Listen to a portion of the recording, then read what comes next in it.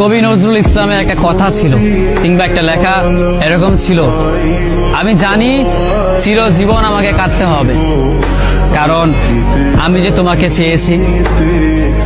আসলেই আমি যে তাকে চেয়েছি এই জন্য আমাকে সারা জীবন কাটতে হবে, কারণ আমি তাকে কোনোদিন পাবো না, আর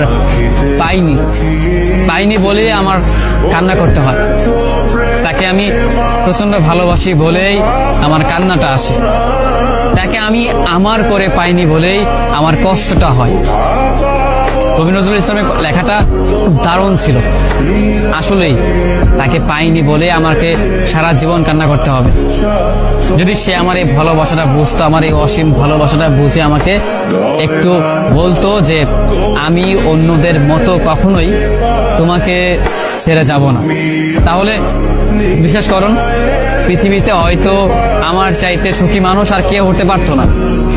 কিন্তু ওই যে আমরা মাঝে মাঝে আমাদের প্রিয় মানুষটাকে হারিয়ে ফেলি, প্রিয় জিনিসটাকে হারিয়ে ফেলি। মাঝে মাঝে দেখা যায় যে এই জিনিসটাকে নিয়ে আমাদের হাজারো স্বপ্ন, হাজারো ভালোবাসা